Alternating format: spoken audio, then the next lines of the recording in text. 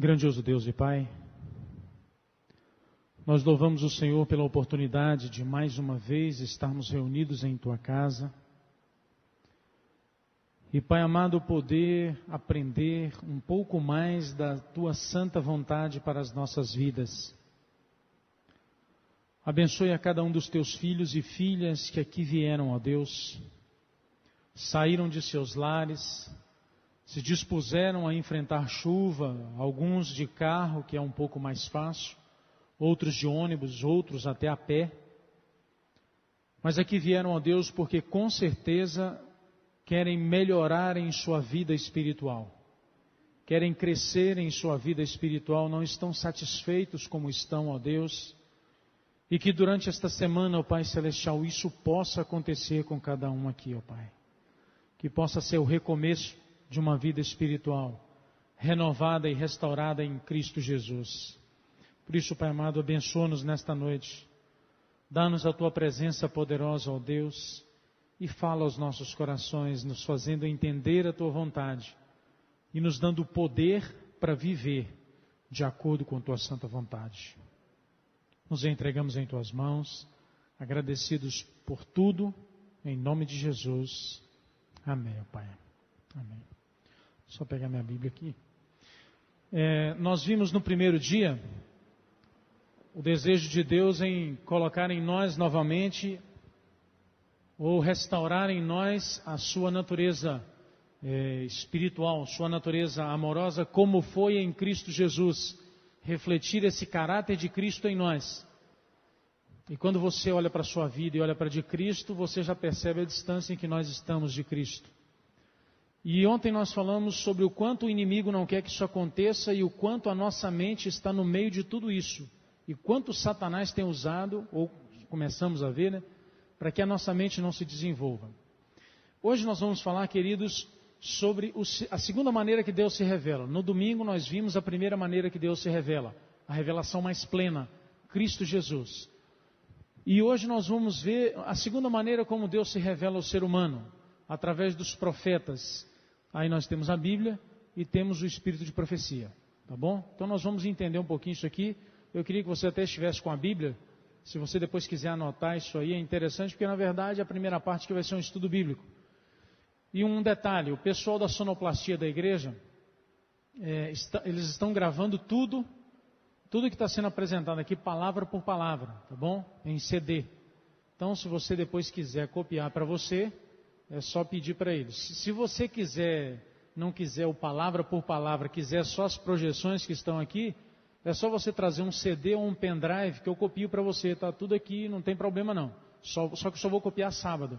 A nossa última palestra é sábado à tarde, tá bom? No horário do JA. Porque sábado de manhã é Santa Ceia e o assunto que eu tenho para falar, que é a sétima palestra, ele é muito difícil, muito duro de ser tratado dentro da igreja com pessoas que não assistiram durante a semana. Eles não vão entender nada. Aliás, eles vão sair daqui e vão logo para a associação pedir o pastor Kleber me transferir daqui. Então vai ser no sábado à tarde, tá bom? Então se você quiser, sábado à tarde você traz ou pendrive ou um CD e eu gravo para você todas as projeções sem problema. Só que algumas não terão explicação, mas você vai entender que você teve aqui. Pode ir. A revelação de Deus, só relembrando, Deus se revela através da natureza, Deus se revela através de Jesus e Deus se revela através dos profetas, pela Bíblia e pelo Espírito de profecia.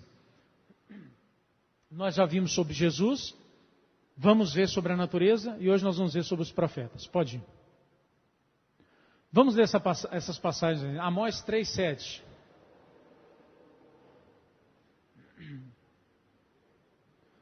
Amós é pequenininho, ali no finalzinho do Velho Testamento.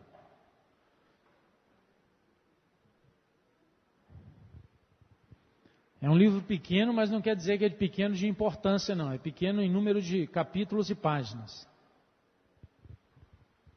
Porque em termos de importância, ele tem a mesma de toda a Bíblia. Amós 3:7.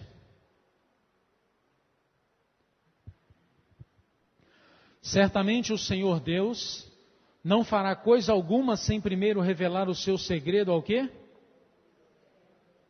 Olha que impressionante, irmãos. Deus não vai fazer coisas que sejam importantes sem antes revelar os seus segredos aos seus servos, os profetas. É por isso que eu falei aqui naquele dia, e hoje você vai entender melhor, que Deus, irmãos, não fica lidando com muita profecia particular, não. Esse negócio que a gente vê por aí afora, Deus me revelou na sua vida, e não sei o quê. E a gente vê isso aí por aí afora, tem cidadão que tem revelação assim, igual o relógio da tic-tac, ele tem revelação, né? Numa noite ele tem 10. Irmãos, isso é raro na Bíblia. Se você pegar a Bíblia toda, você vai ver ali revelações que Deus deu, que lidava com assuntos particulares, você conta nos dedos. Conta nos dedos. Agora, a revelação que lidavam com todo um país, com toda uma nação, com todo um povo, aí é a maioria da Bíblia. Então tome cuidado com esse negócio de pessoas que chegam perto de você, Deus revelou na sua vida. Eu me lembro de uma vez que eu fui comportar em Pouso Alegre, sul de Minas, né? Eu e um amigo meu. E esse amigo meu era noivo. E aí uma menina chegou para ele e falou assim, olha, Deus me revelou na sua vida. E Deus me mostrou que nós temos alguma coisa em comum. Ele olhou para mim assim, olhei para ele. E ele falou assim, você podia vir aqui à tarde para a gente conversar, para a gente se conhecer, porque Deus me revelou. Aí eu quase que eu falei para a menina, você tem que ligar para a noiva dele e falar que Deus te deu essa revelação, viu? Então, queridos, cuidado com isso aí, tá bom? Você vai entender melhor quando você ver o montante todo. 2 Crônicas 20:20. No meio da Bíblia, mais ou menos ali. Pouco antes de Salmo. Esse contexto aqui, Josafá ia para uma guerra. E Josafá, meio temeroso do que fazer, como enfrentar o inimigo. Eu já até preguei sobre isso, essa passagem aqui na igreja. Posso até pregar de novo, porque ninguém lembra, né? Então posso pregar de novo. 2 Crônicas 20:20, aí Josafá, Deus levanta um profeta lá no meio, e o profeta fala uma mensagem de ânimo para Josafá, e Josafá diz isso aqui. Pela manhã cedo se levantaram e saíram ao deserto de Tecoa. Ao saírem eles, pôs-se Josafá em pé e disse, ouvi-me, ó Judá, e vós, moradores de Jerusalém, crede no Senhor vosso Deus e estareis, crê em Deus, você vai estar seguro, sempre.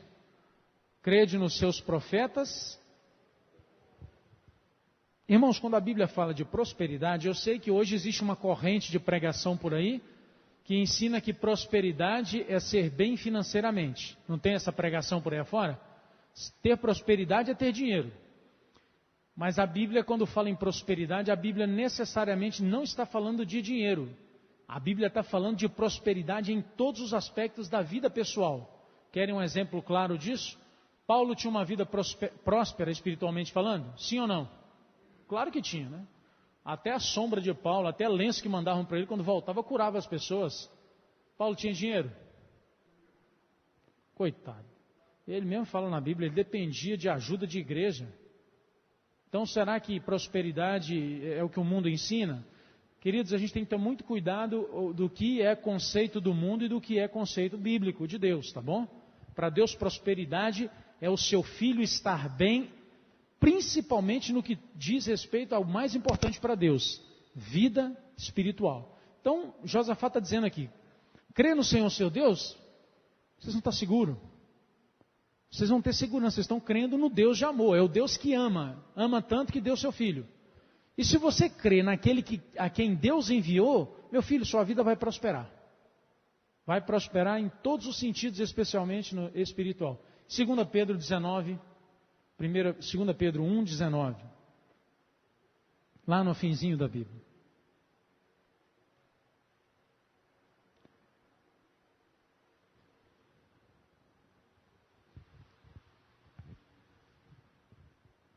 A palavra de Deus diz assim, temos assim tanto mais confirmada a palavra profética, e fazeis bem em atendê-la, como uma candeia que brilha em lugar tenebroso, até que o dia clareie e a estrela da alva nasça em vossos corações.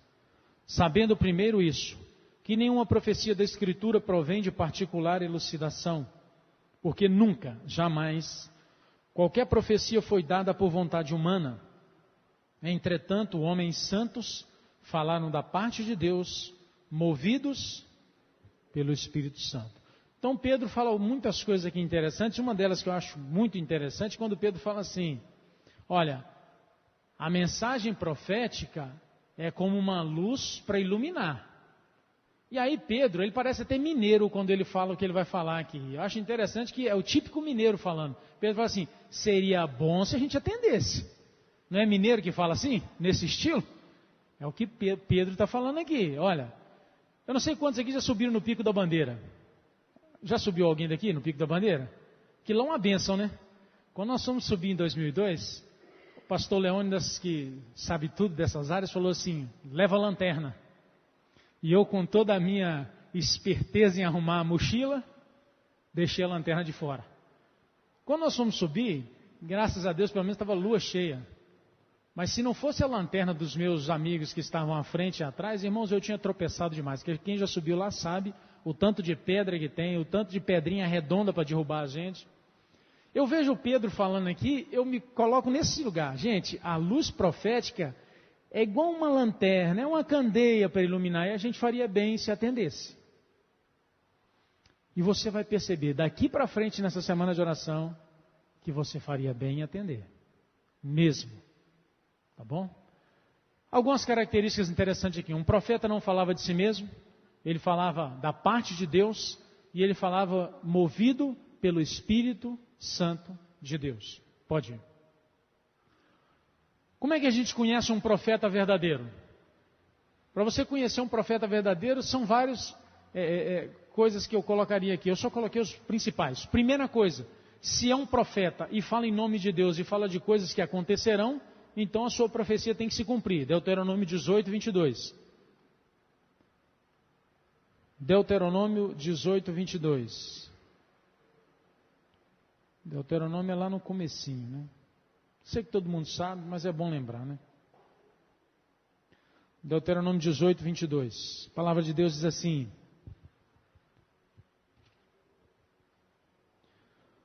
sabe que, quando esse profeta falar em nome do Senhor, e a palavra dele não se cumprir, nem suceder como profetizou, essa palavra que o Senhor não disse, com soberba falou tal profeta, não tenhas temor dele. Ou seja, um profeta que fala e não se cumpre não é de Deus. Por quê? O profeta de Deus, quando ele fala, se cumpre.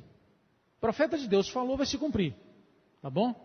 Segunda coisa, acerca de um profeta de Deus. E isso aqui é interessante, viu? Porque hoje existem pessoas que fazem profecia, elas se cumprem, e aí a gente pensa assim, porque você já imaginou, se eu virasse para você e falasse assim, irmãos, imagina, Deus me revelou que essa noite vai chover granizo em Juiz de Fora e vai arrebentar a cidade. E aí acontecesse, como é que você ia chegar aqui amanhã? Ela pegou e chegar até me pedindo benção, né? Benção, pastor. Todo mundo ia ficar temeroso. Queridos, mas para Deus só cumprir a profecia não é nada demais. Por quê? E nós vamos ler esses versos na Bíblia. Porque Satanás também faz profecia se cumprir. Principalmente as que dizem respeito a catástrofe, a desastres. Então, a profecia de um profeta de Deus, ela se cumpre, mas ele continua fazendo o quê? Seguindo a Deus e a Bíblia. Vamos lá para essa passagem que ela é muito interessante. Se eu fosse você, eu gravaria ela na sua Bíblia aí. Porque você vai encontrar nesse mundo aí muitas pessoas que dizem que são profetas de Deus e que falam algumas coisas e se cumprem, mas que não seguem a Bíblia. Então, cuidado. Deuteronômio 13, versículo 1 em diante. Quando o profeta ou sonhador se levantar no meio de ti e te anunciar um sinal ou prodígio, e suceder tal sinal ou prodígio que te houver falado e disser, vamos após outros deuses que não conhecestes e sirvamo-los, não ouvirás as palavras desse profeta ou sonhador, porquanto o Senhor vosso Deus vos prova, para saber se amais o Senhor vosso Deus de todo o vosso coração e de toda a vossa alma. Andareis após o Senhor vosso Deus, a Ele temereis, guardareis os seus mandamentos, ouvireis a sua voz, e a Ele servireis e a Ele vos achegareis. Esse profeta ou sonhador será morto, pois pregou rebeldia contra o Senhor vosso Deus, que vos tirou da terra do Egito e vos resgatou da casa da servidão, para vos apartar do caminho que vos ordenou o Senhor vosso Deus, para andardes nele. Assim eliminarás o mal do meio de ti. Bom, é interessante aqui porque hoje se a gente pudesse matar profeta falso igual Deus manda fazer ele no passado, hein, ia ser um Deus nos acuda por aí afora. Mas, queridos, percebam que o profeta falou, se cumpriu, mas ele chamou o povo para seguir o quê? A Deus ou outros deuses. Hoje você não vai ver um profeta aí de fora falar isso, mas ele pode te chamar para seguir um caminho contrário à palavra de Deus. Mas, pastor, a profecia dele se cumpriu, mas a Bíblia é clara em dizer, se não segue a Deus conforme Deus manda, os mandamentos de Deus, os ensinamentos de Deus, sai fora dele. Essa daqui é a confirmação dessa daqui, em harmonia com a Bíblia, Isaías 8:20. Profeta de Deus, ele fala, profecia se cumpre, ele anda dentro dos princípios da Bíblia e nunca é contrário ao que a Bíblia ensina.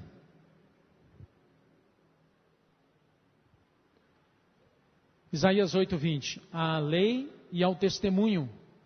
Está falando dos profetas, né? Se você quiser, depois você lê um pouco antes aí que você vai perceber. Se eles não falarem desta maneira, jamais verão a alvo. Pode ir. Quarta coisa, irmãos. Um profeta verdadeiro é conhecido pelos seus frutos. Nós não vamos ler essa passagem inteira, não, mas vamos lá para Mateus 7. Isso aqui é outra passagem que você devia ter grifada na sua Bíblia.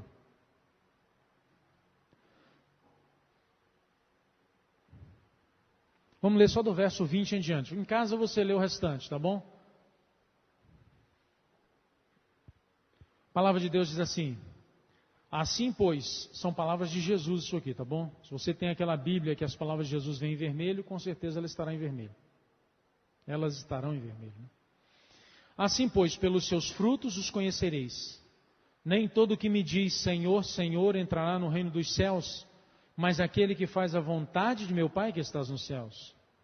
Muitos naquele dia hão de dizer-me: Senhor, Senhor, porventura não temos nós profetizado em teu nome? Em teu nome não expelimos demônios? Em teu nome não fizemos muitos milagres? Então lhes direi explicitamente: nunca vos conheci. Apartai-vos de mim, os que praticais a iniquidade. É interessante, irmãos, Jesus colocar isso, porque nos fins dos tempos, como os nossos dias, o que a gente mais vê por aí é profeta que faz cura, profeta que faz milagre e profeta que expulsa demônio, não é assim?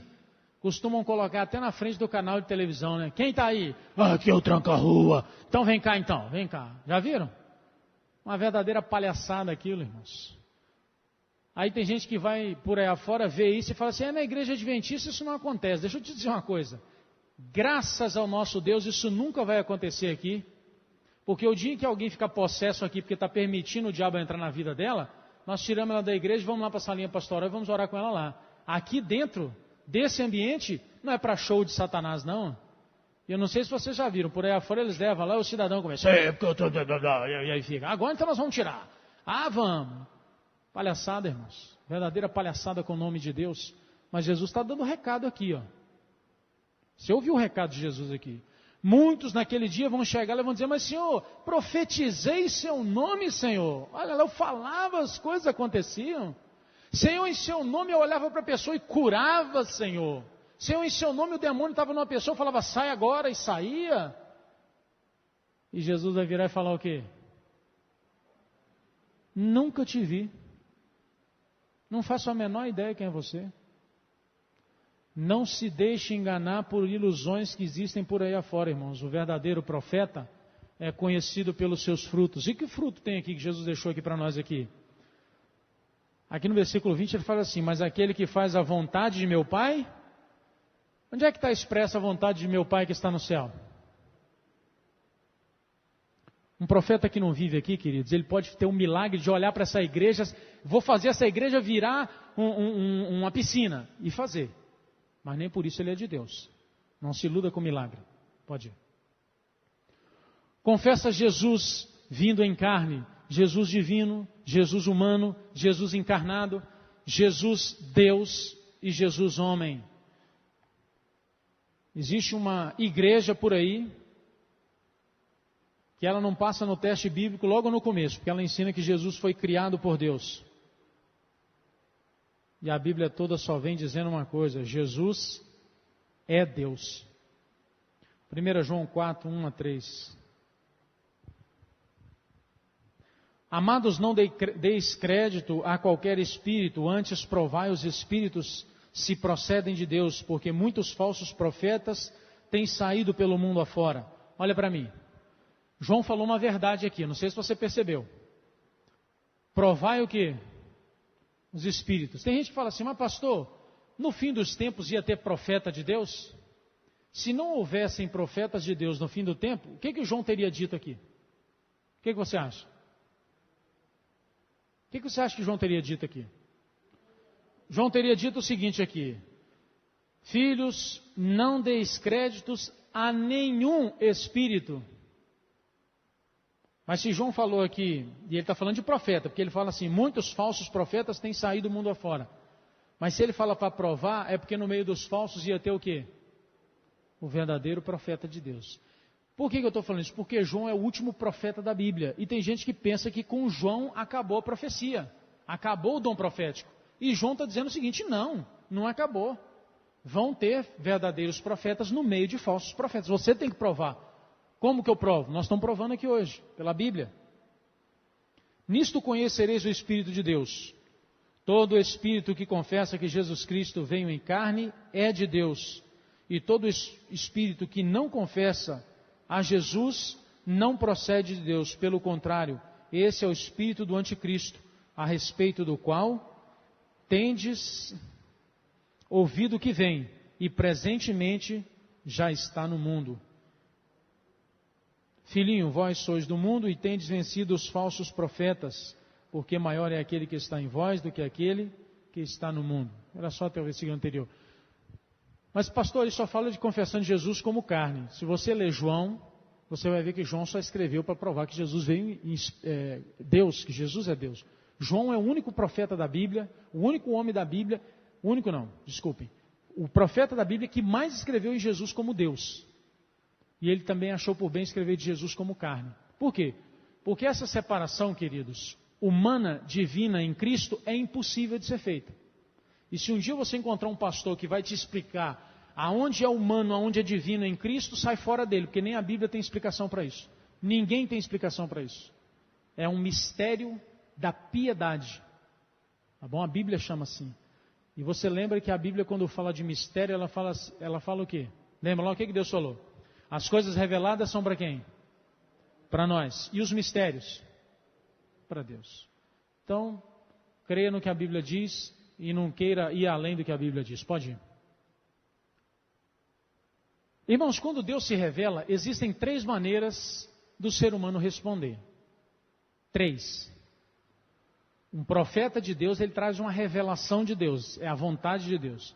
A primeira é aceitar e obedecer. A segunda maneira, rejeitar e não obedecer. E a terceira maneira, que é a mesma coisa da segunda, que é aceitar, mas não obedecer. Desculpa, a segunda é rejeitar, né? E não obedece mesmo. Satanás está nessa daqui, ó. Porque toda a revelação de Deus, Satanás sabe que é verdade.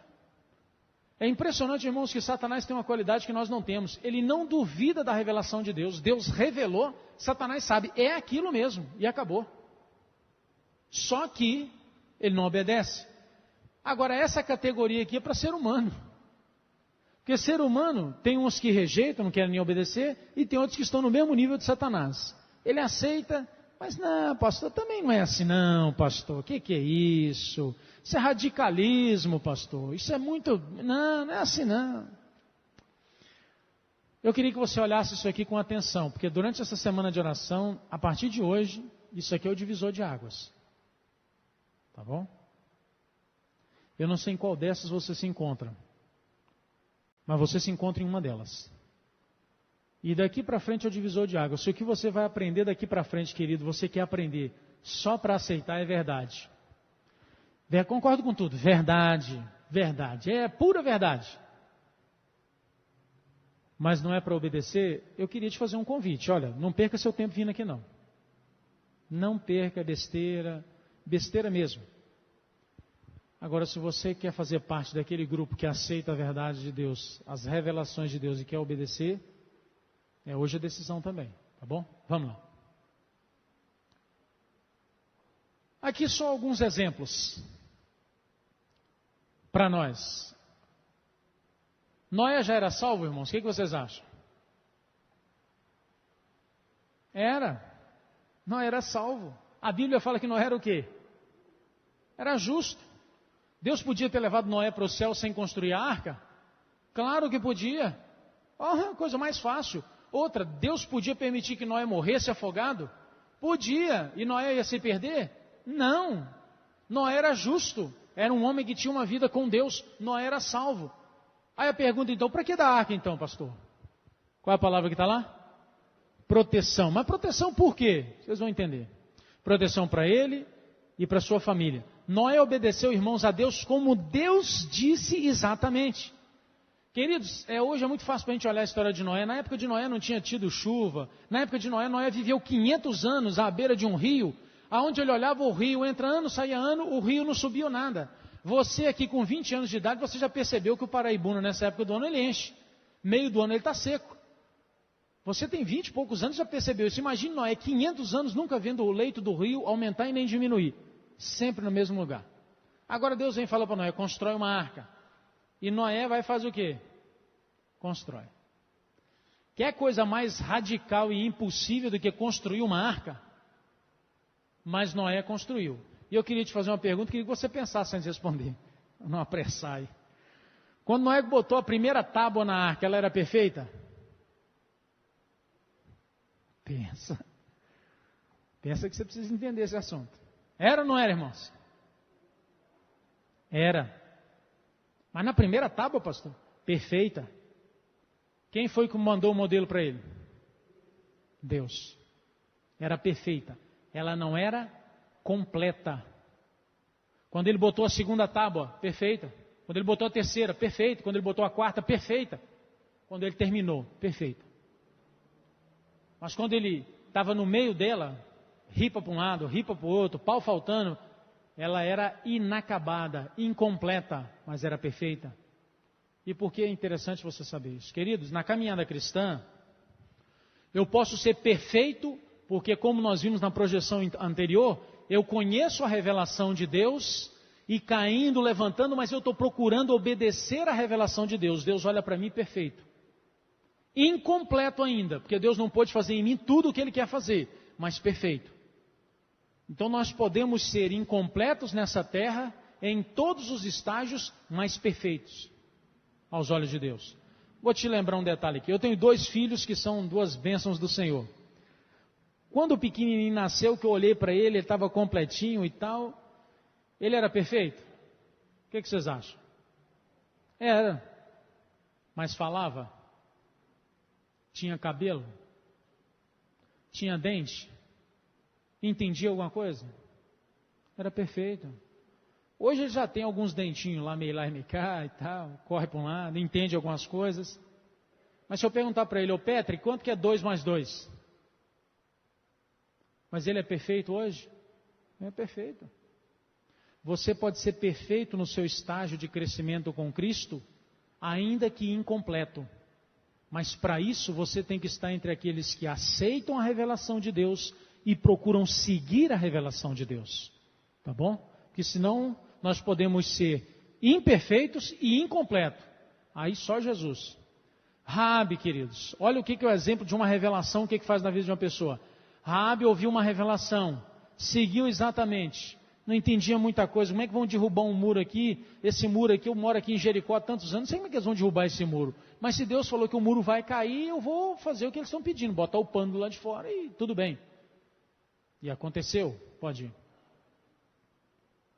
Josué, exatamente na destruição de Jericó, seguiu o que Deus mandou. Vamos lá, dá a volta lá, circula uma porção de vezes, no 7º dia você circula mais tantas vezes, e depois toca a trombeta e berra, manda todo mundo berrar, vai cair o muro. Olha, irmãos, isso é a maior impossibilidade do mundo, essa daí.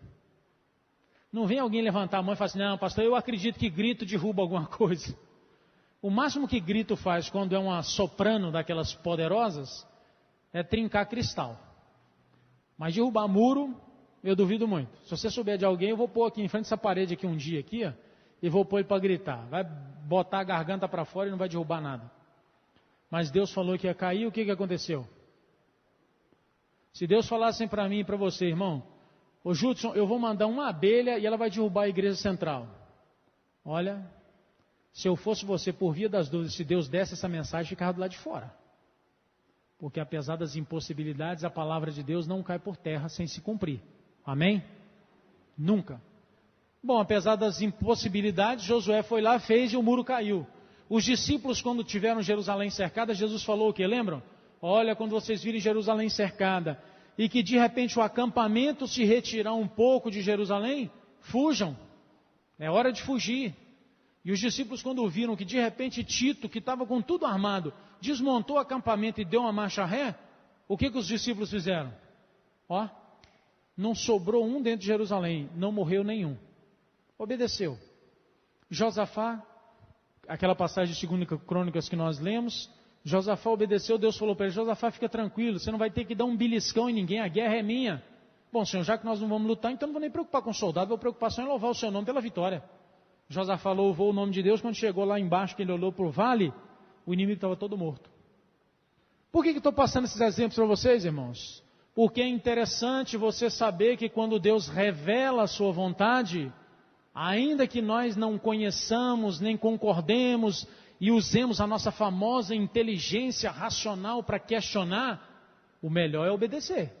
E aí eu lembro de Pedro, olha, a luz da revelação é como uma candeia, é bom se a gente atender. Pode ir.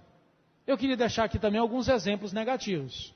O povo do dilúvio, lembram? Noé pregou 120 anos, e o povo, esse velhinho está cada dia mais doido. O velhinho está caducando, coitado. O velhinho podendo curtir a aposentadoria dele, agora que está velho vai construir um barco. Aí a água veio. E aí foi tarde. O povo de Sodoma e Gomorra. Ló foi lá e falou, gente, que nada, Ló. Deixa de ser, Ló, do jeito que o sol nasce e se põe aqui tem sido todo ano, todo dia. Que nada, Ló.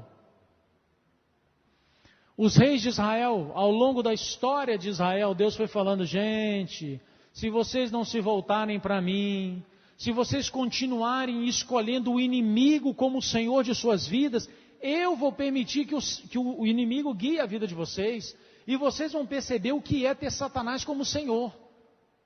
E não, que nada, não é assim não, Deus também não está assim não, E Deus permitiu, e Satanás levou cativo para a Síria, para a Babilônia, para Roma, para não sei, foi levando. Acabe então, esse aqui foi avisado de centenas de vezes. Antes de entrar na terra de Canaã, lembram?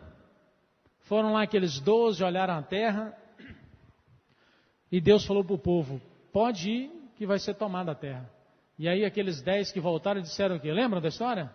Ih, não dá não. Gente, desiste, gente. O povo lá é tudo marombeiro, é tudo nego malhado, tudo nego forte. Nós vamos lá, vamos dar tapa na gente lá, vamos matar nossos filhos. E os filhos que eram o que seriam as presas daquele povo foram os que tomaram a terra. A palavra de Deus, queridos, não deixa de se cumprir. E o povo de Jerusalém, naquela destruição que os discípulos saíram, quando o acampamento de Roma se retirou e que os discípulos entenderam a mensagem de Cristo, os judeus que sabiam da mensagem começaram, que nada, os romanos estão com medo porque nós temos o Deus verdadeiro, eles vão experimentar a nossa ira, nós vamos levantar e vamos lutar. E os discípulos, gente, não é isso não, é o sinal de Deus para a gente dizer que nada, nós vamos destruir todo mundo dos romanos. Flávio Joséfo, que vivia naqueles períodos, naqueles dias em Jerusalém, era um romano, historiador. Ele disse que as escadarias em Jerusalém eram como cachoeiras do sangue dos judeus que corriam, de tanta gente que foi morta. Queridos, quando Deus se revela, Ele não se revela porque Ele não tem nada para fazer, não. Está lá à toa, sentado no trono dele, né? Aí de repente não tem nada para fazer, fala assim, vou inspirar um profeta meu a escrever uma mensagem, que eu estou à toa mesmo aqui, mandar para meus filhos. Irmãos, não existe isso. Quando Deus revela alguma coisa para os seus profetas, Deus tem uma mensagem que Ele quer que o seu povo siga, porque vai ser o melhor para nós, para nossa proteção, para nos livrar, para nos ajudar, para nos fazer felizes. Pode ir. Mas a escolha em ouvir ou não é de cada um. Quando Deus se revela com uma mensagem, Ele espera mais ou menos isso, que ela seja ouvida e atendida. Deus atua na sua obra, pode ir. Deus atua na sua obra, queridos, de duas maneiras. 2 princípios Deus tem para atuar na vida dos seus filhos. Isso aqui, preste atenção, só não vale para salvação. Porque para salvação você pode todo arrebentado lá em cima de um leito no hospital e clamar pelo sangue de Jesus, reconhecendo os seus pecados cometidos ao longo da sua vida e pedir perdão a Cristo. E o que vai acontecer? O que você acha que vai acontecer? Salvação. Tirando salvação, tudo na caminhada de um cristão, Deus só age dessa maneira. Ele se revela através da natureza, através de Jesus, através dos profetas. E Ele espera de nós o quê? Fé na mensagem que Ele deu e prática. E aí vai vir um resultado. Qual o resultado? Bom, nós vamos aprender um bocado sobre o resultado nessa semana. Quando nós tivermos fé e prática, o resultado. Pode ir. Quando um profeta fala, não é porque ele quer algo, eu acabei de falar, né? É Deus que quer. E é como Pedro diz, nós faríamos bem em entender. Esse dom, irmãos, o dom profético, tem 2 objetivos principais. Primeiro objetivo principal do dom profético. Proteger quem? Quem? Nós, o povo de Deus. Então é para proteger, é para guardar, para nos abençoar, para nos fazer, como disse Josafá, prosperar. Primeiro objetivo. Segundo objetivo. O que está escrito lá em cima? Salvar os ímpios. Porque quando Deus guia um povo e os ímpios percebem que aquele povo é guiado por Deus, é um testemunho poderoso. Deus podia ter transladado a Noé e sua família, irmãos. Era muito mais fácil para Deus. Mas através da arca, Noé pregou aos incrédulos. Olha o que o Espírito Santo nos diz. Ao começar a construir aquele imenso barco em terra seca, vinham de todos os lados multidões para verem. Aí você pode pensar assim, pastor, mas e se essas multidões aceitam a Deus? Aí ia pegar Deus de calça curta, ia pegar Deus desprevenido? Você crê nisso? Querido, você sabe quantos % da arca foi usada? Cientistas cristãos têm estudado o que foi colocado na arca, a quantidade de comida e tal, as possibilidades de terem sido levados animais que ainda não eram adultos e que comeriam menos. E eles chegaram a uma conclusão de que a arca não foi utilizada, se foi, que eles acreditam que não, mas se foi, 30% dela. Ela tinha 70% de vaga ainda, para quem? Para essas multidões. Mas, pode ir. Continuação daquela citação. Cada pancada desferida na arca era um testemunho para quem? Para o povo. Deus não precisava de salvar Noé pela arca. Ele podia ter transladado Noé. Ele não tinha transladado Enoque. Transladava Noé, a família de Noé. Ou faltava poder em Deus para fazer isso? O que você acha? Claro que não. Mas Deus fez para quê? Para que fosse um testemunho aos ímpios. Em todas as épocas, irmãos, Deus teve e tem uma verdade presente. O que é a verdade presente? Todos os profetas que foram citados aqui anteriormente, eles tinham uma mensagem para o seu tempo. Era a verdade presente. Qual era a verdade presente nos dias de Noé? Vamos lá, me ajuda aí. Qual que era a verdade presente para aqueles dias? Era de que tinha um santuário no céu? Era essa a verdade para aqueles dias? Não. Qual que era a verdade para aqueles dias? Deus vai trazer o dilúvio sobre a terra. Quando Daniel escreveu o seu livro, qual era a verdade presente para Daniel em particular e para todos aqueles que começaram a pesquisar Daniel? Deus tem que purificar o santuário. Quando Jonas foi para Nínive, qual era a verdade presente para Jonas e para a cidade de Nínive? Ah, Deus mandou vocês guardarem o sábado. Era essa a verdade presente para aquele povo, irmãos? Não. Voltem-se para Deus de todo o coração, porque senão Deus vai trazer destruição para Nínive. Quando os discípulos estiveram com Jesus e Jesus ascendeu ao céu, Jesus disse uma verdade presente para eles. Fiquem em Jerusalém até acontecer o quê? Me ajudem, irmãos, vocês conhecem a Bíblia. Até acontecer o que lá em Jerusalém? Até receber poder. Qual era a verdade presente para os discípulos naquele momento? Ficar em Jerusalém até receber poder. E depois? Ir por todo mundo e pregar o Evangelho. Começando por Jerusalém, Samaria, Judéia, tarará, Jerusalém, Judéia, Samaria e confins da terra. Essa era a verdade presente. Bom, qual é a verdade presente para os nossos dias? Será que tem? Tem. Nós vamos entrar na verdade presente amanhã. Amanhã eu vou falar mais sobre ela. Aliás, amanhã eu vou falar sobre ela. Qual é a verdade presente de Deus hoje? Será que a verdade de Deus, presente de Deus hoje para nós, é o que nós estamos pregando e vivendo realmente? Será que é? Só relembrando aqui, crede no Senhor vosso Deus, estareis seguros. Crede em seus profetas, prosperareis. A pergunta é, nós vamos crer e obedecer? Vamos colocar em prática esses dois princípios de Deus, fé e prática, e Tiago fala dele, para obter o resultado que Deus espera? Ou nós só vamos fazer como Satanás, só conhecer? E como eu falei, se o seu objetivo é só conhecer, é melhor que você nem continue vindo, porque não vai ter utilidade. Agora vamos lá, será que Ellen White cumpre os requisitos de um profeta verdadeiro? Você não precisa responder sim, porque eu estou aqui na igreja, eu fui criado aqui, então é sim. E a maior besteira que você faz é fazer isso. Você tem que ver pela Bíblia. Será que ela cumpre os requisitos de um profeta de Deus? Bom, eu particularmente na minha vida, e eu não sou exemplo para ninguém, para mim sim, completamente.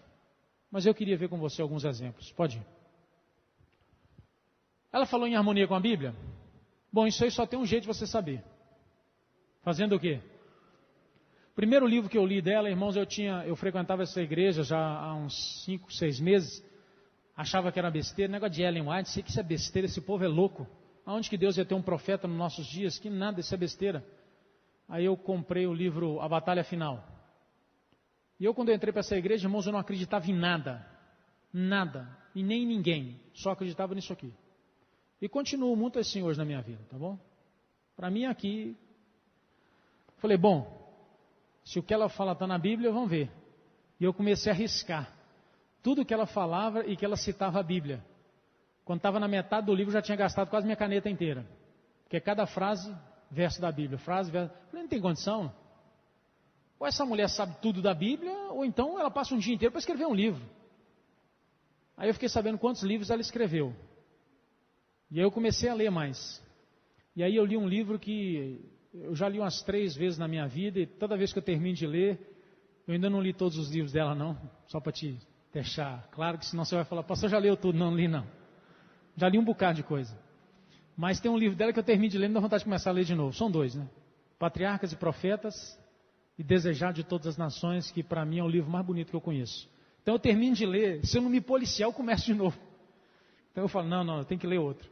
Então, se você ler, você vai perceber que o que ela mais fala é em harmonia com a Bíblia. Aceita Jesus como divino e humano? Ninguém escreveu tanto sobre isso. Você tem que ler também. Os frutos foram vistos na vida dela 70 anos. E tudo o que ela deixou para Deus. Ela tinha um patrimônio que, se fosse vendido para o bem dela, se os livros dela fossem vendidos para o benefício dela, ela teria morrido milionária. Mas ela nunca tirou nada disso. Quando ela tirava para usar em coisas da igreja. Ela não tira essa parte aí do que vai entrar para tal obra. Pode ir. Mas tem um aspecto dela que é muito interessante, que é profecias que se cumpriram. Pode ir. Surgimento do Espiritismo, irmãos. Quando ela escreveu em 1849, aliás, antes disso um pouquinho, né, porque em 1849, quando as irmãs Fox começaram, e as irmãs Fox começaram com os negócios lá. Elas ouviam umas batidas e diziam, olha, são os espíritos desencarnados se comunicando conosco e não sei o que, e tarará, aquela coisa arada toda. E ali nasceu o espiritismo moderno. E a irmã White escreveu dizendo que isso aí ia comandar o mundo. E será que ela estava certa? Bom, vamos lá. Quantos espíritas nós temos no Brasil hoje? Sabe quantos? De acordo com o IBGE, entre aqueles que oficialmente se reconhecem como espíritas e entre aqueles que são espírita pelo seu modo de pensar e tal, só não dizem abertamente, não frequentam reuniões e tal, o Brasil, 35% da população é espírita. Então só no Brasil nós temos cerca de 80 milhões de pessoas espíritas, só no Brasil. Um budista é o que, queridos? O que um budista é? Espírita. E mais uma porção de outros que tem por aí. Bom, isso aí é só para você ter uma noção. Então, ela escreveu, na época eram 2 pessoas, essas 2 irmãs, E hoje só no Brasil já tomou conta disso aí. E aliás, novela é o maior propagandeador de espiritismo que tem. Toda novela tem um lá que aparece para o ator, para a atriz principal, para dizer, olha, e não sei o quê. E aí o cristão está assistindo aquilo e ainda fala assim, puxa vida, olha que emoção, que bonito. Está tendo uma sessão espírita dentro de casa. O erguimento do papado, irmãos, quando ela escreveu em 1888, nesse período o papado não tinha poder nenhum. Para você ter uma ideia, um líder da Igreja Católica nem nos Estados Unidos podia entrar nesse período da história. E ela falou, a Igreja Romana vai dominar o mundo e os protestantes dos Estados Unidos vão abraçá-los e tal, e não sei o quê. E aí todo mundo disse que nada isso é besteira. Mas em 1994, 7 igrejas assinaram uma carta conjunta, dizendo em outras palavras, não, nós não temos diferença praticamente nenhuma. Isso foi só o começo, viu? Pode ir. A União, como eu falei, em 1994 assinaram essa declaração conjunta e que cada dia está mais forte. Um líder de uma igreja que existe no Brasil muito forte, Wilson Fanini, presidente durante muitos anos, não sei se hoje ainda é, da Igreja Batista Tradicional do Brasil. Ele foi num encontro no Vaticano e voltou de lá dizendo o seguinte, não, as diferenças entre nós e a Igreja Romana são mínimas, nós temos muito mais coisas em comum. A Guerra Civil Americana, irmãos, foi outro ponto interessante que quando ela escreveu, os Estados Unidos viviam uma euforia de que a guerra não aconteceria. Vocês sabem, né? Quantos sabem aqui sobre a história da Guerra Civil Americana? Levanta a mão. Vou dar uma explicação rápida então. Os Estados Unidos é colonizado da seguinte maneira, irmãos. O norte era industrializado, o sul era agropecuária, agricultura e tal. O sul tinha escravos, o norte não tinha escravos, ou tinha menos. O norte queria a libertação dos escravos, o sul não queria porque era mão de obra barata. E aí a discussão foi aumentando, e é lógico que entram mais uma porção de fatores também, e acabou que o sul entrou em guerra com a parte do norte. Quando isso estava para acontecer, e muito debate e tal, Deus deu a primeira visão para ela. Ele falou o seguinte, avisa para o povo de Deus que vai haver a guerra. E aqueles que moram em região fronteiriça, saiam de lá porque eles vão morrer. Porque quem morava na divisa, ele foi menosprezado por um lado e massacrado pelo outro. Porque ele estava no meio e não tomou posição. E um dia ela deu essa mensagem e muita gente falou para ela que nada está pregando aí uma mensagem dura, uma mensagem terrível, que a gente não gosta nem de ouvir essa mensagem. Que profetisa é essa que faz uma mensagem dessa? Deus vai resolver isso aí. A segunda mensagem que Deus deu para ela, Deus falou para ela e ela foi falar numa igreja.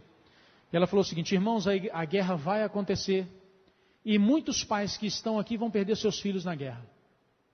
Aí que gente ficou alvoroçada. A guerra aconteceu. Muitos anos depois ela voltou naquela igreja. E ela estava lá pregando, nem se lembrava de nada, e depois quando acabou, muitos pais vieram até ela e disseram para ela. Em casa eu tenho o nome desses lugares, viu, irmãos, eu não sei de cor. Vieram para ela e disseram para ela, olha, eu perdi meu filho na guerra, e a senhora quando esteve aqui, lembra? Tanto tempo atrás a senhora falou que isso ia acontecer. Então, queridos, na época que ninguém achava que a guerra ia acontecer, ela falou, vai acontecer e vai ser um desastre para os Estados Unidos em termos financeiros e em termos de perdas de pessoas. Pode ir. Mais coisas que ela falou, profetizando. A visão da expansão adventista. Quando ela escreveu em 1848, a nossa igreja tinha cerca de 100. Hoje, irmãos, batizados no mundo nós somos 14 milhões.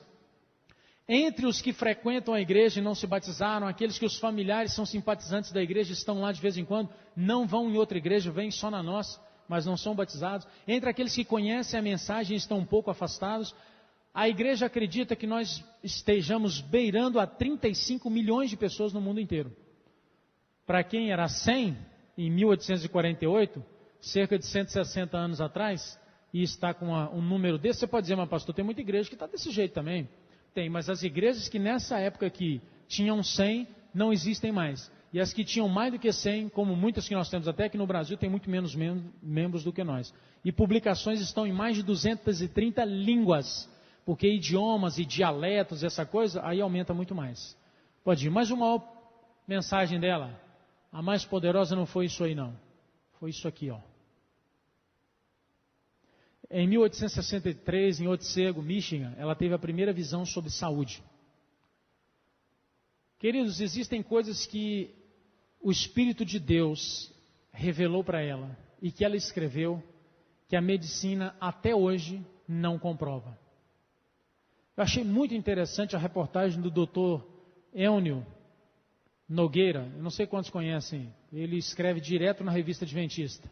É um cara inteligente, porque pelo menos o nome dele é muito bonito, é Eunio Judson Nogueira, então é um cara inteligente, eu já vi que... Mas ele escrevendo numa dessas revistas aí, eu não me lembro se na revista Adventista ou na revista do Ministério, ele disse o seguinte, ele é médico. Quando eu encontro uma revelação de Deus, que a medicina ainda não comprova, eu fico com a revelação de Deus. Achei impressionante. Ele está certo ou ele está errado? Está certo. Ele é médico. E quando ele escreveu isso aqui, algumas pessoas pensam assim, ela copiou da medicina, da época. Existem médicos hoje no mundo, médicos cientistas, porque tem médico que é só médico, tem médico que é médico e cientista. Esses estão acima da medicina, tá bom? Eles são os que inventam as vacinas, que inventam os tratamentos que curam, são esses médicos. E existem médicos e cientistas do mundo que estão se convertendo para a nossa igreja por causa dessa mensagem. Por quê? Porque eles estudam. E eles pegam lá e eles olham e falam assim, rapaz, como é que uma mulher que tinha 3º ano primário escreve sobre isso no período em que a medicina foi mais cega da sua história?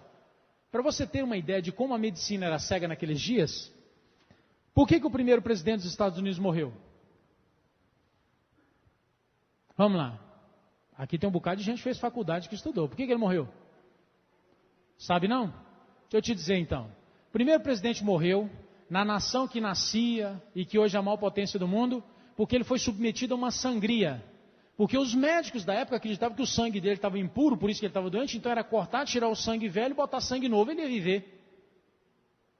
E ele morreu, o primeiro presidente da maior nação do mundo, por uma sangria. Essa era a medicina nos dias da irmã White. Completamente perdida. Tinha médico que o cara estava doente e falava assim, é porque você não está fumando cachimbo ou charuto. Se você fumar, você vai melhorar. Tinha médico, irmão, você acreditava que um leito de hospital, numa cama no hospital, na casa de um doente, jamais podia entrar vento algum, porque o vento é que trazia morte e doença. Aí você já pensou o cara respirando aquela imundície dele mesmo, do ar poluído dele mesmo, durante um dia inteiro, um ano inteiro? Essa era a medicina. Então os cientistas médicos de hoje, eles pegam, sabem como era a medicina americana, leem o que a irmã White escreveu e só chegam a uma conclusão. Essa mulher tem que ter tido alguma coisa por trás dela. Porque nenhum ser humano, por mais inteligente que fosse, por mais que separasse tudo que a medicina tinha na época para tentar tirar o que era bom lá do meio daquela medicina estragada do século XVIII, XIX, ele não ia tirar nada, porque não tinha nada que prestasse. Então esses cientistas estão se convertendo com essa mensagem. E nós que conhecemos essa mensagem estamos enfiando ela debaixo da terra. Cientista lá de fora que nunca ouviu falar de Jesus na vida, está começando a querer conhecer Jesus por causa de uma revelação. E nós que temos essa revelação estamos enfiando ela debaixo da terra, não queremos nem saber dela. Presta atenção, queridos. Pode ir. Isso aqui, tem coisa que ainda vai se cumprir. Deixa, nós vamos ver algumas coisas aqui daqui para frente, depois vocês chegam às suas conclusões. Deus tem uma verdade para os nossos dias. Será que nós estamos prontos para ouvir? Será que nós vamos usar a fórmula que Deus espera e é assim que Ele atua por princípio? Fé e prática, fé e obras? Não para salvação, só lembrando, tá bom? Isso é para a nossa proteção, para o nosso amparo. Queridos, tem algo de Deus que eu vou falar essa semana, uma revelação de Deus, que o dia que eu li eu fiquei assim, meu Deus, que plano lindo, perfeito, e nós estamos bagunçando o plano de Deus. Vai. Só algumas revelações de Deus aqui. Vivemos em um período da história do mundo, na verdade, demasiado solene para que sejamos negligentes ou descuidosos. Precisais orar, crer e obedecer. Pode ir. Isso foi de 1894. Como eu falei, agora vão começar a vir algumas coisas pesadas de se ler. Podeis professar crer todo o ponto da verdade presente, mas a menos que pratiqueis essa verdade, isso o quê? Nada aproveitará. Mas pastor, eu não sei ainda o que é a verdade presente, você vai saber amanhã. Mas já guarde isso aí no seu coração. A verdade presente para esse tempo deve ser crida e seguida em ligação com os princípios da reforma de saúde. Deus está avisando, Deus está falando. Pode ir. Todo verdadeiro cristão regerá o apetite e as paixões, natureza carnal. A menos que esteja livre da servidão do apetite, não pode ser genuíno, obediente servo de Cristo. Deu para entender ali? A menos que a minha paixão, a minha natureza carnal esteja submissa a Deus, eu não sou um verdadeiro adorador de Cristo. Eu não sou um verdadeiro servo de Cristo. Queridos, agora isso é muito sério, porque Deus está falando o seguinte, e lembra do que eu falei aquele dia? Não é questão de olhar e falar assim, Senhor, controla a minha natureza. O Senhor não controlou, então está tudo bem, né, Senhor? Eu vou continuar assim. Não é isso que Deus está revelando aqui para mim e para você. Deus está revelando que se nós não fizermos, a menos que ela esteja ali, abaixo, é a condescendência com o apetite e as paixões ou natureza carnal, que torna a verdade sem efeito para o coração. Impossível é ao Espírito e ao poder da verdade santificarem um homem, alma, corpo e espírito, quando ele é dominado pelo apetite e paixão. Ser humano que é dominado pela natureza carnal, queridos, é impossível que ele seja santificado. Deus não está colocando aqui nessa revelação que vai ser difícil. Tudo bem, se é a sua natureza carnal que te domina, vai ser difícil, vai ser com muita luta que Deus vai conseguir fazer com que você seja santificado. Não, Deus está colocando que é impossível. Vai. Olha aí de novo. É impossível ao homem apresentar o seu corpo em sacrifício vivo, santo e agradável a Deus, enquanto persistir na condescendência com hábitos que o privam do vigor físico, mental e moral. Aí você pode se perguntar, pastor, eu não sei se eu tenho hábitos que são condescendências e que estão me privando disso aí não. Você vai saber essa semana. Eu te garanto que você vai saber. Durante essa semana que terminar, você vai falar, rapaz, eu tenho esse problema. E eu vou te adiantar, viu? Não é um só não. É impossível ao intemperante ser um cristão. Precisa falar mais alguma coisa aqui? Irmãos, olha que revelação de Deus. Deus aqui não botou meia palavra para deixar a gente... Ele está falando, sendo mais do que claro, é impossível a um intemperante. O que é um intemperante, pastor? Você vai entender essa semana. Ser um cristão, pois suas faculdades mais altas são trazidas em cativeiro pelas paixões. Em outra palavra, qual natureza que domina aqui nesse exemplo aqui, que nós estamos lendo essa citação aqui? Qual a natureza, queridos? Natureza carnal. A natureza carnal é que domina a vida do cidadão. É impossível ele ser cristão. Vai, eu acho que, não sei se tem. Olha isso aqui. Enquanto se recusam a crer e obedecer a alguma ordem do Senhor, a revelação do Senhor, perseveram em apresentar a Deus sua formal adoração. Estão ali, né? Na igreja, biblinha e tal. O que é que diz aí, queridos? Leia para mim, fazendo um favor. Ou leia para você mesmo. Não há nenhuma simpatia da parte do Espírito de Deus a semelhante culto. Agora você entendeu melhor por que às vezes a gente vem na igreja e às vezes o culto foi tão assim porque o pregador é um intemperante, a igreja está toda intemperante, e a gente sai daqui e fala assim, puxa vida, parece que o culto foi tão vazio, parece que Deus nem estava lá. Aqui a resposta aqui. E ele não estava mesmo não, porque não há simpatia nenhuma dele. Não coloca, não, Deus se simpatiza com esse culto, com essa adoração. Não é muito não, mas ele se simpatiza. Deus está revelando, isso aqui é a revelação de Deus, queridos. Não há simpatia nenhuma. E aqui entra o porquê que muitas pessoas vão lá e oram, pastor, eu já ouvi isso, cansei de ouvir isso na minha vida. Eu tenho hora que eu tenho a sensação que minha oração não passou do teto. E olha, eu vou te dizer com tristeza no coração, é a pura verdade. Uma adoração vazia. Lembram que eu falei aqui na primeira palestra? O princípio do grande conflito é adoração e obediência. Satanás não quer te levar lá para fora da igreja. Ele quer fazer simplesmente que a sua adoração seja formal. Porque se a minha e a sua adoração são formais, é uma adoração de perdido dentro da igreja. Satanás está morrendo de rir. E eu estou feliz, que eu estou achando que eu estou salvo. Estou achando que eu estou com tudo certinho, que a minha vida está nas mãos de Deus, que eu estou obedecendo a voz de Deus. Quando Deus está me revelando as coisas, você entra no ouvido e sai no outro. E a minha adoração para Deus é uma adoração vazia. Pode ir.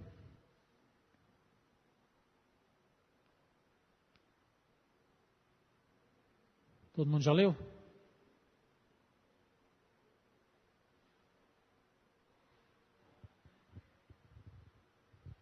Irmãos, eu vou falar uma coisa para vocês. Eu espero que você não me entenda mal. Eu espero que você não pense, pastor, você não está achando que é melhor e tal. Não tem essa besteira na cabeça, não, irmãos.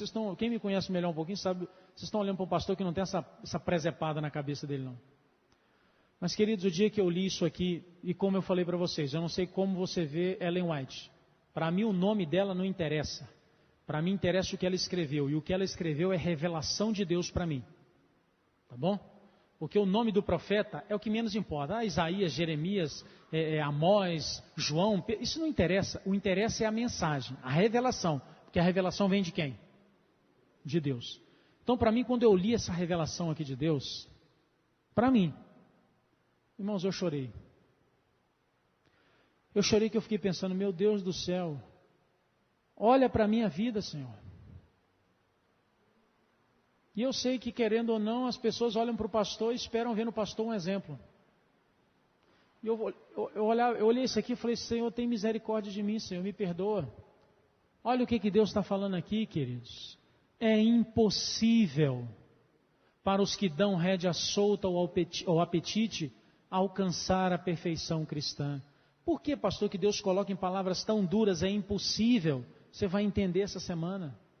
Mas Deus não está falando aqui, queridos, que vai ser difícil, vai ser custoso. Não, Deus está falando que é impossível. E lembre-se, a perfeição cristã que eu estou falando aqui é aquela que eu falei no início. Você cai, se levanta, mas você está seguindo a Deus. E Deus olha para você e vê você perfeito. Mas nem essa, ainda que incompleto, mas perfeito. Mas nem essa nós conseguimos. Por quê? Porque o apetite está solto. O que é rédea solta ao apetite, pastor? O que é isso? Como é que eu sei se o meu apetite, eu estou dando rédea solta para ele ou não? Você vai saber também essa semana, você vai entender isso tudo, mas eu queria que isso ficasse gravado na sua cabeça. Olha o que Deus está dizendo, olha, irmãos, isso foi revelado há 150 anos atrás. Há 150 anos que Deus tem cuidado desse povo e essa mensagem está debaixo da terra. Está parecendo aquele tesouro de Ali Babá e os 40 ladrões, né? Não é o Ali Babá e os 40 ladrões que tinha um segredo para falar, uma opção de coisa para abrir, porta e tal, para chegar até...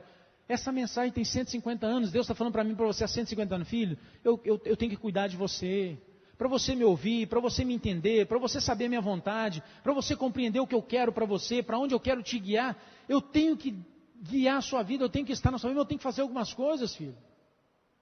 E aí, infelizmente, nós pegamos essa mensagem aqui, porque é uma mensagem dura, e nós gostamos de mensagem que fala assim, está tudo bem contigo, você está bem, eu estou bem, está todo mundo bem. E guardamos essa mensagem, pode ir.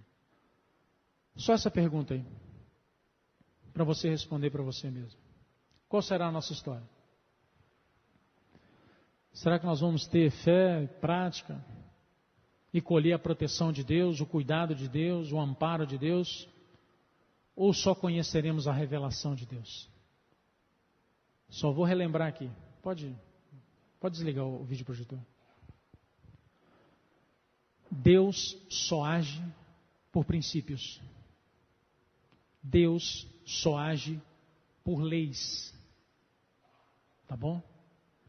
Quando eu me coloco fora da lei de Deus, que é igual isso aqui, ó. A lei de Deus é um muro que me protege do lado de fora, do mal que está lá fora.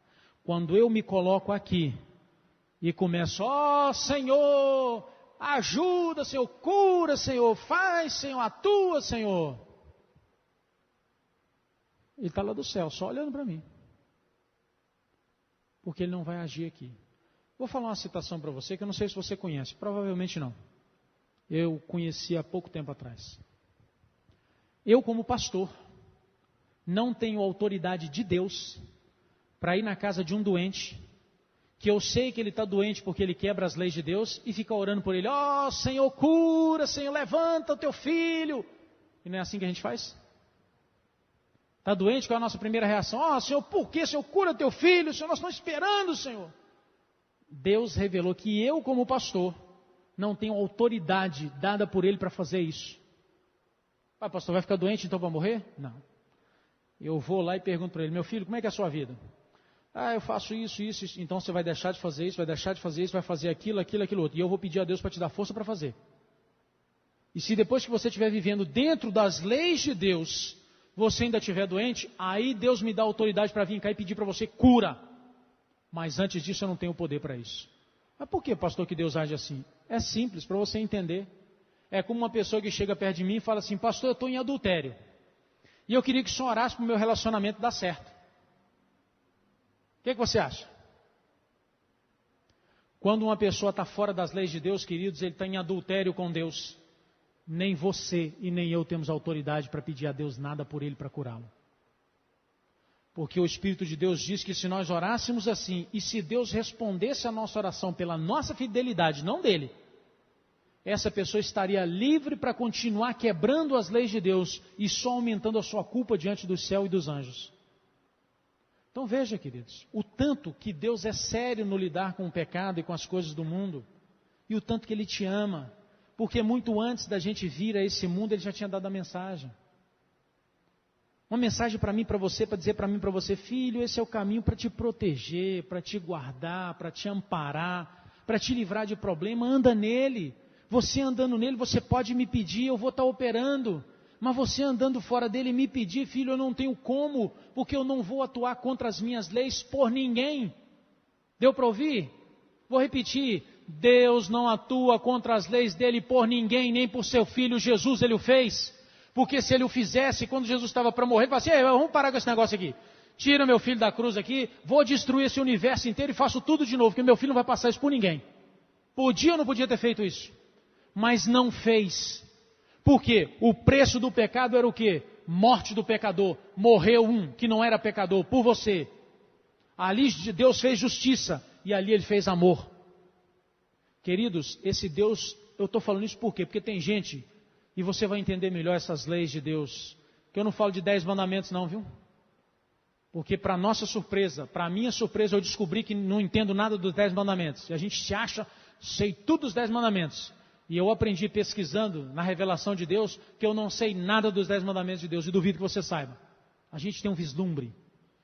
Mas quando Deus, Ele colocou as suas leis, Ele colocou para que nós vivêssemos nela, dentro dela. E dentro dela, meu querido irmão, a proteção.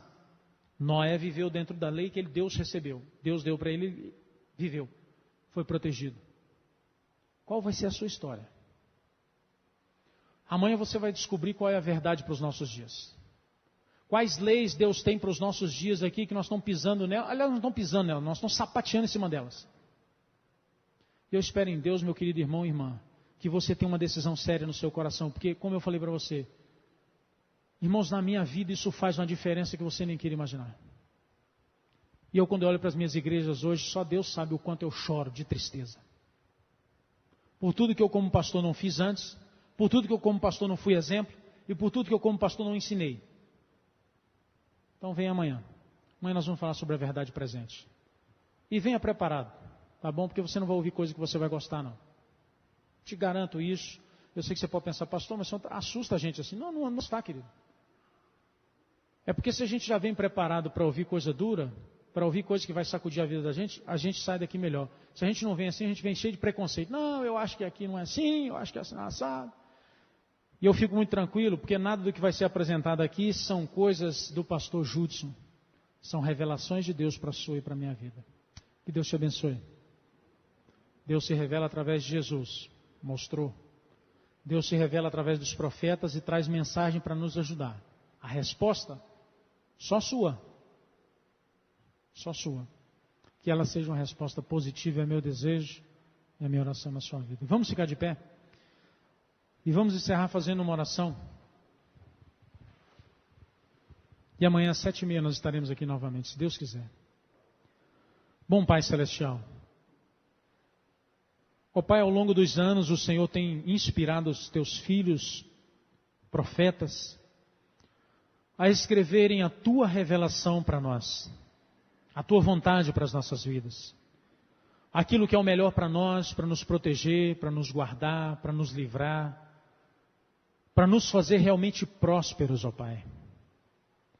Muitas dessas revelações, ó Deus, infelizmente nós não conhecemos, ou por não conhecer mesmo, ou por não ter interesse em conhecer.